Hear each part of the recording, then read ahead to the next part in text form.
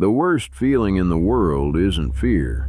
It's the sudden, cold realization that you've made a mistake you can't undo. That feeling hit me when the engine of my Honda Civic sputtered, choked, and finally died, leaving me coasting in complete silence through the pitch-black New Mexico desert. I had managed to roll into the parking lot of an abandoned gas station. I thought I was safe. I thought I just had to wait for morning to flag down a passing car. Then the rusted bell above the station's office door rang. Ding. My name is Michael. I was a junior at the University of Colorado driving home to Texas for Thanksgiving break. It was late November and the drive was brutal, about 14 hours if you pushed straight through. I took US Highway 285 down through New Mexico. It's a long, empty stretch of road cutting through the high desert. The kind of place where your phone loses signal, the radio fades to static, and the distance between towns feels endless. By 1 in the morning, I hadn't seen another set of headlights in over an hour. I was exhausted, running on energy drinks and stubbornness. That's when I made the mistake. I passed a small town earlier, but the gas station was closed. I figured I had enough to make it to the next stop. I didn't. The low fuel light came on. The needle dropped lower and lower until it hit empty. Out there, running out of gas isn't just inconvenient, it's dangerous.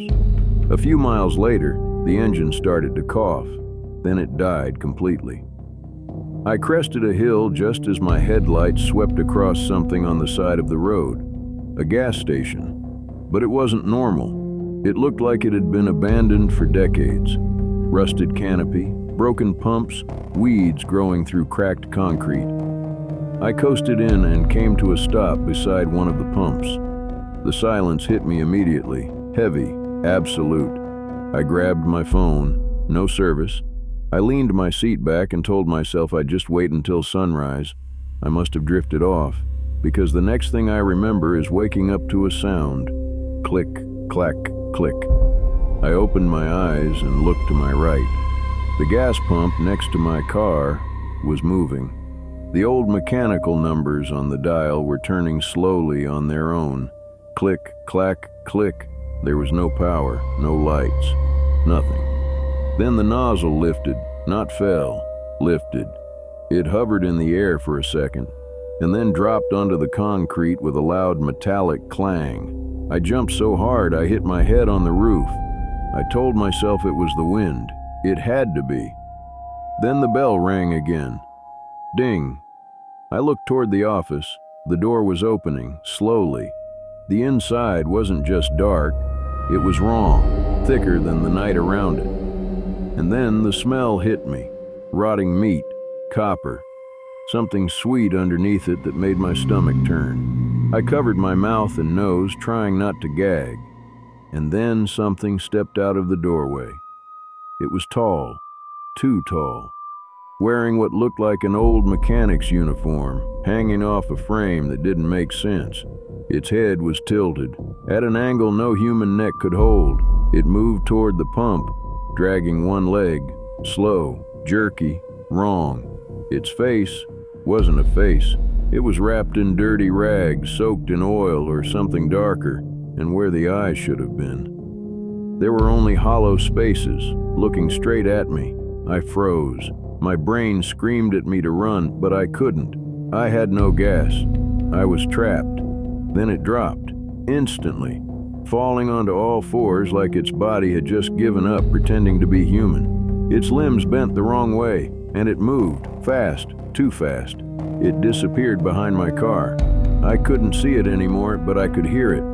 Gravel crunching, something dragging along the metal, scraping, testing, circling me. Then silence, and suddenly, a hand pressed against my window. Long, thin, too many joints, smearing something thick and black across the glass. The face followed, pressing slowly into view. The rags stretched where a mouth should be, opening wider than anything should. And then it made a sound, like a broken engine trying to turn over, grinding, clicking, vibrating through the glass. Something inside me snapped. I grabbed the flashlight from the seat and slammed it against the window as hard as I could. The glass cracked. The thing recoiled instantly, dropped back, and vanished. Back into the office. The door slammed shut, and everything went silent again. I didn't move. I didn't breathe. I just sat there, waiting for it to come back. It never did. Morning finally came. A trucker pulled over and helped me out. He gave me gas, but he didn't say much. He just kept looking at my car, at the scratches, deep, long, cut into the metal, and the handprint, still there on the window, black, thick, dried into place. I made it home. I sold the car a week later, and I never told anyone what really happened.